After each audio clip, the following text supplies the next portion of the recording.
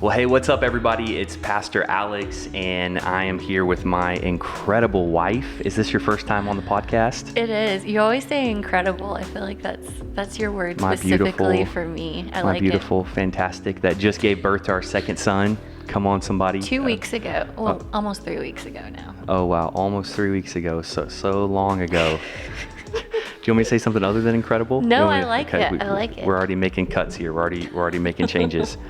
Well, hey, welcome to the podcast. We are at our house, which is interesting, but we've been working hard to try to get something figured out where we can just record things and put stuff out there, because we are recording right now while our oldest son, Xander, is taking a nap. So that's super parent life. Like, okay, we got this much time. We got to get in. We got to record it. We got to do this. Get the baby monitor over to the side. Yeah, I'm like, if I look over this way, that's we're good what I'm parents. looking Don't judge us. We're not just leaving him in there all by himself. Yeah. But welcome to the podcast. This is the Beyond Sundays podcast, where we take what we talk about on Sundays and just discuss it a little bit.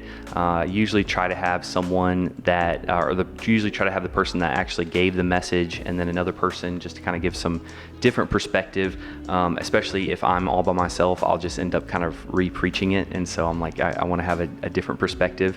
But it's good because Hannah, you're obviously married to me, and this sermon is about singleness, dating, marriage. Yeah. We've kind of been through all that together Yes. in a way.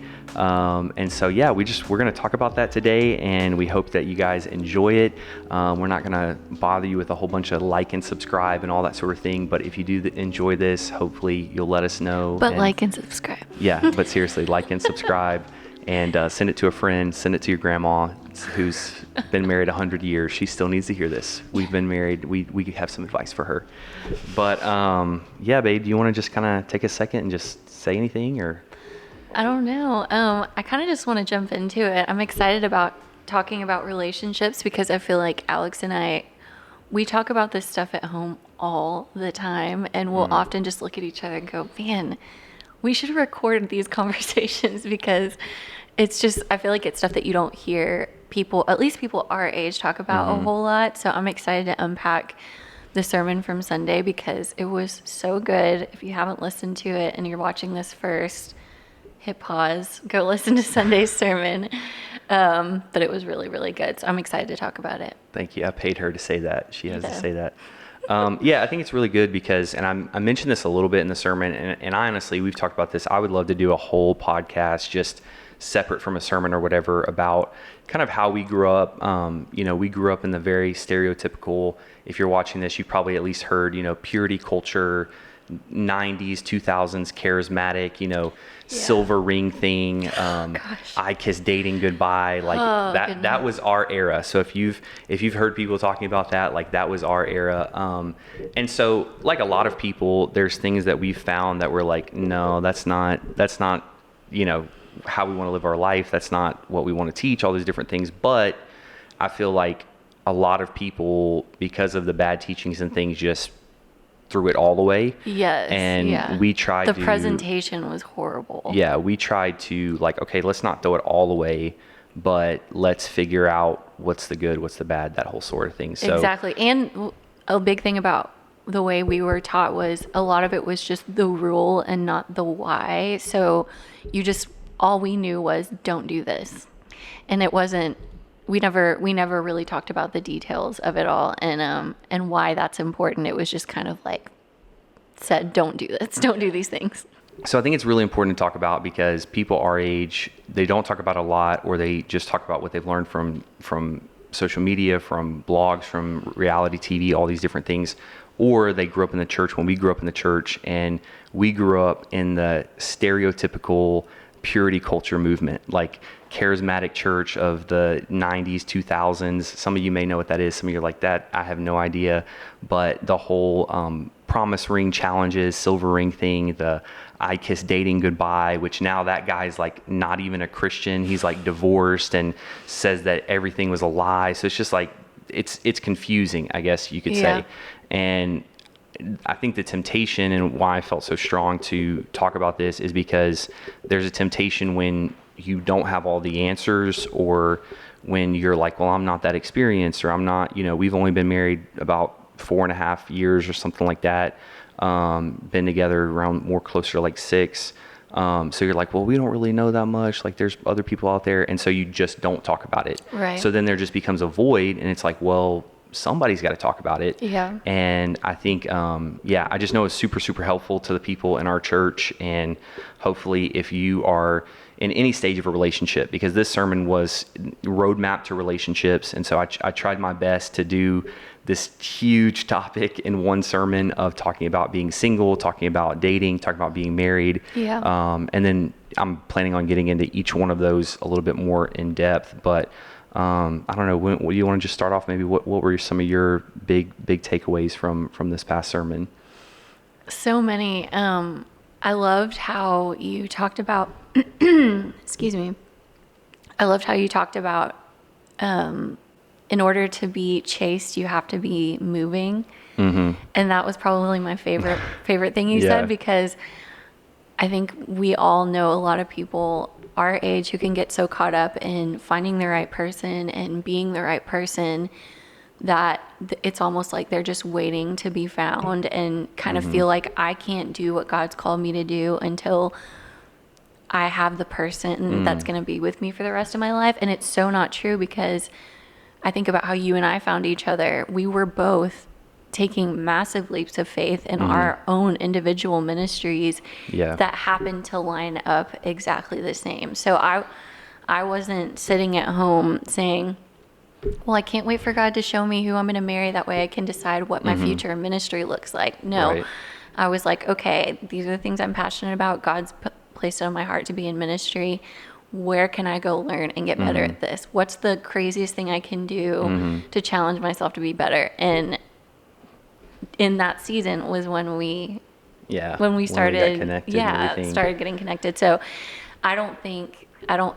we talk about this all the time. Had we not been chasing, that was what was most attractive to me about Alex. Was with you, I saw how you were constantly chasing your dreams. You were constantly on to the next thing. And I was like, wow, he's always doing something. Like he's always doing something. Yeah. And it may be different all the time, but he's going for it. And that was so attractive to me. It wasn't my dashing good looks. That was one of the many things. And you, which we'll probably talk about this more like when we talk about singleness specifically, but you actually, you knew super early on like what you're called to do, your purpose, where you're going. I was a little bit, and I think it's probably why you said like the different things I was doing. I was doing a whole lot of different things because I knew God was calling me. I knew, okay, I'm supposed to follow his path. I'm supposed to live by faith, these different things. But it wasn't, I tell people all this, I never had that story where it's like, this is, X, Y, Z, what you're going to do. And even still, like, it's not just, this is the one thing that you're going to do. And so, we actually, when we were single, we were both just running hard after what our purpose was. And even if we didn't know it in the moment, we were still running towards something.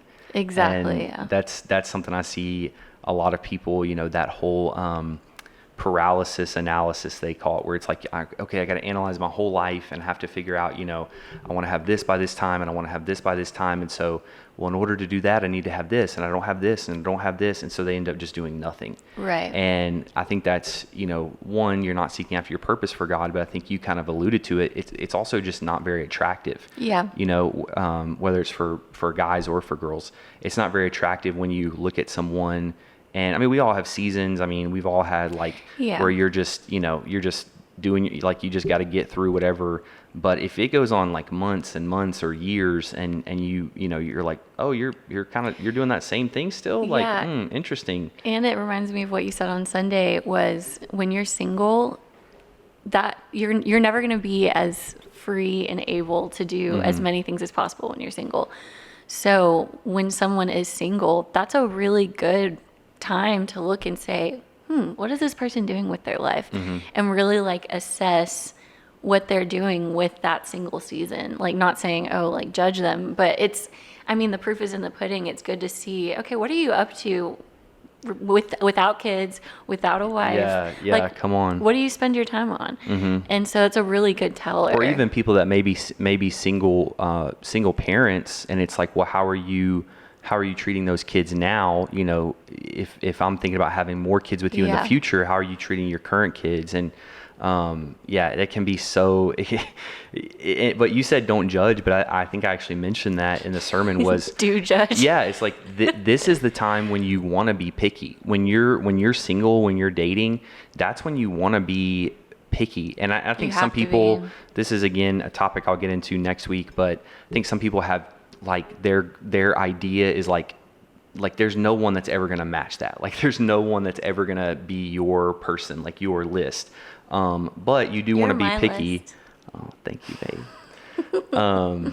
But you do want to be picky as far as like, don't just take the first thing that comes along. Right. Or don't just be, you know, okay, well, like for me, example, when I lived in Arkansas, you know this, you guys probably don't, but I lived in a very small town, like 7,000 people, and there wasn't a lot of industry there, different things. So most of your people were retired there. It's kind of like a little retirement village, or people that had stayed there, grown up there, you know, with some of the, you know, stores and business owners and different things, and raised their families.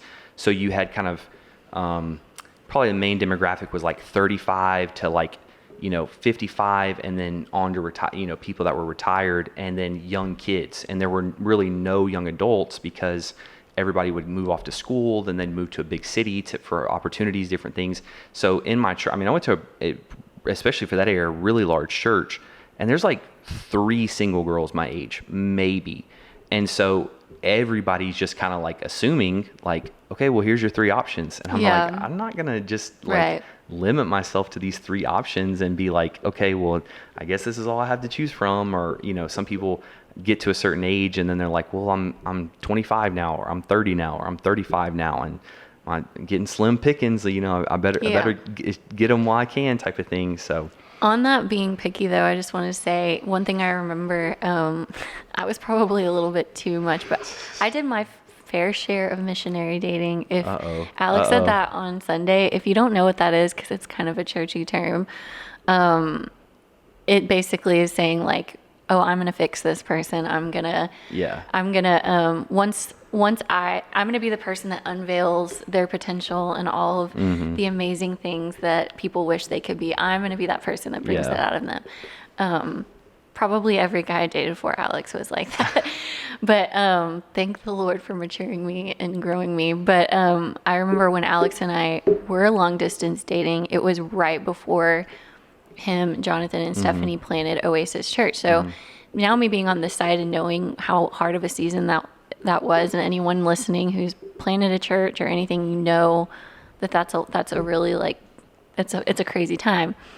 Well, I'm experiencing that from FaceTime with Alex. So we had just started dating, and it was almost like every time we would talk, it was like he was just in meltdown mode. And it was like, he was so stressed. And he was like, I don't know if this is going to work. I don't know how God's going to do it. I don't know, you know, and all this stuff. So even though now I know Alex and I know him, but at that time I was still getting to know him.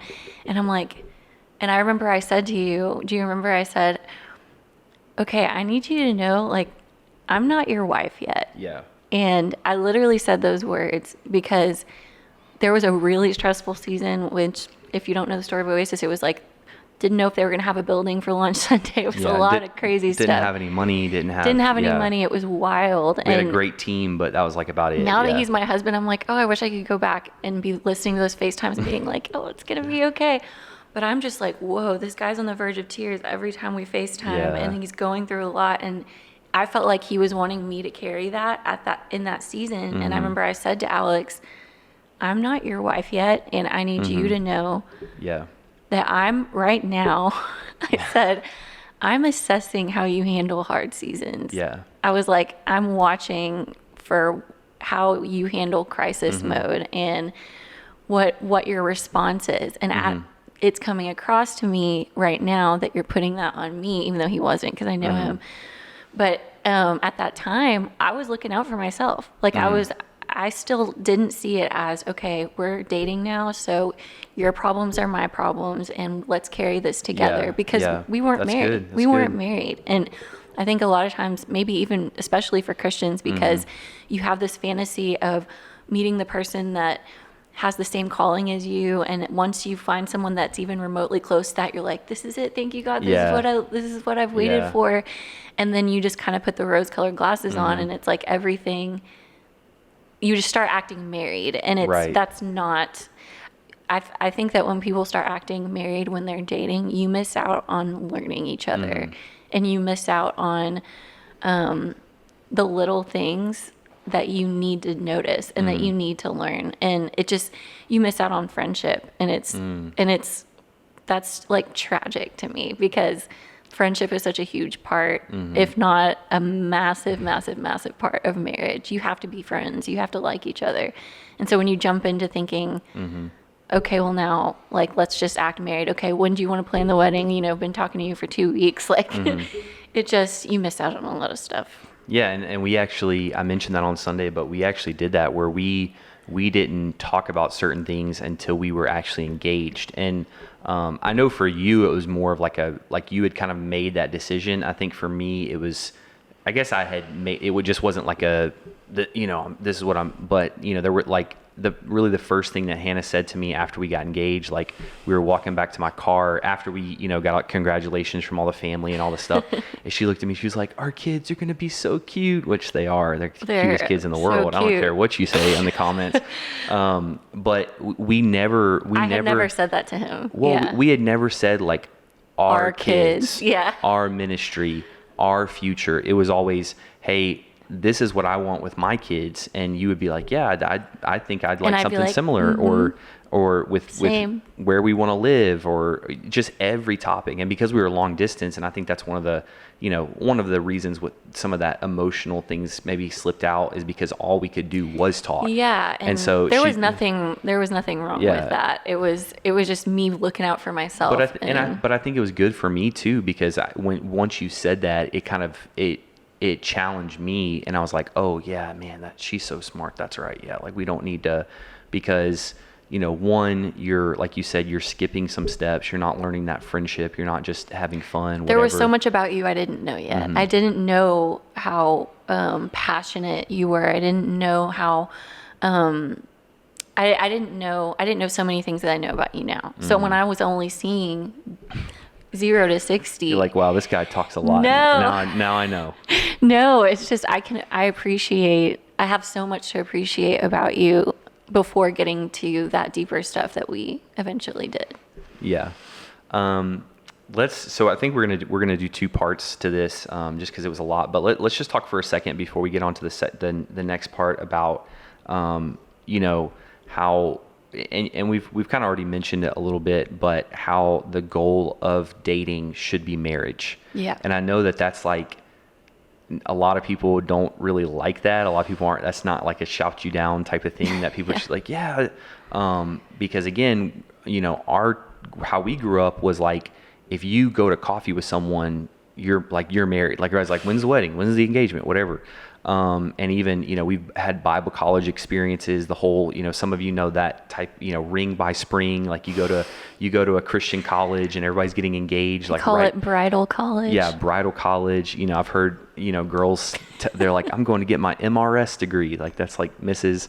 But just maybe, just as we're wrapping up, and we'll publish both of these parts at the same time, but, so you kind of have that whole thing, but then you have the reaction to that, and even a lot of Christian people are like, okay, well, we know that's not right, like that's toxic, that's whatever. So now we're just gonna do like free for all. Yeah. And I'm lonely, so I'm gonna go out on a date with somebody. I want to go somewhere fun. I want to go to a nice dinner. I want to whatever. So I'm just gonna go out on a date with somebody. And I think, there has to be a balance there. And me and you, I think we both dated like a pretty like moderate amount, I would say. You a little bit more than me, but are you throwing shade at me right now? little bit.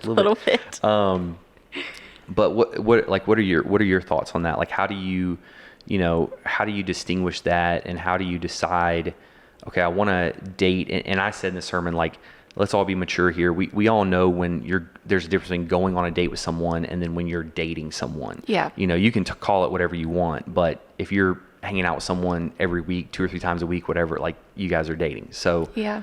what are some of your thoughts on that? I think you can tell right off the bat pretty quickly what someone's values are and what they prioritize in their life. So to me, you don't have to even have a one-on-one conversation to see if someone has their priorities straight, or Wow. you can see what they value in their life. So, I mean, that you can pretty much tell right away. So I think for me, it was always before thinking about, okay, wow, like I'm kind of interested in this person. It's like, okay, what's important to them? And I feel like that's always good. a good judge of, is there going to be anything after this, or like let's just see, let's see if there's chemistry, let's see if we want to be friends. And of course, like, you always know, you can tell pretty quickly. Yeah. I think that some people drag things out because I don't know, maybe there's some benefits, or maybe there's some like other reasons, but I think you can tell pretty quickly if it's somebody that you want to. Your priorities and your intentions for that relationship may change. You might decide, okay, well, this is going to be like a friends with benefits type of thing, because I find them let's talk attractive, about but it. like I don't want to marry him. But Yeah. for this season of my life, he works like just fine. I don't need him to take care of himself. I don't need him to have good finances. Like, Come on. I don't need him to be a good dad. I just need someone that's going to fill my needs. Yeah. So I think making sure your intentions for the relationship don't change as you're getting to know them. But I don't know. I just always say, go look at their values first and then go from there, because you can, maybe that's just me, you can tell so fast. Yeah, you can. And that's, again, maybe another episode we should be writing, just values based, like living your life values based, and not just necessarily by the moment or that's what attracted us situation to you're each in. other. We had similar values, and it was very apparent Yeah. that our values were the same. Yeah, and maybe in the next episode we'll talk maybe a little bit more about the marriage part of things. And just to wrap up, I said in the sermon, I think I see a lot of people, they either do that where they're like, these are some good benefits, whether, again, it could just be something, I mean, not necessarily that like you're sleeping together and like friends with that whole thing, but maybe it's just like Emotional. I don't want to be lonely, like I don't want to be, I've been in a relationship for so long and I don't want to have to start all over. Like, I don't want to have to be that guy in the friend or that girl in the friends group that's single again, these different things. And so filling their emotional needs.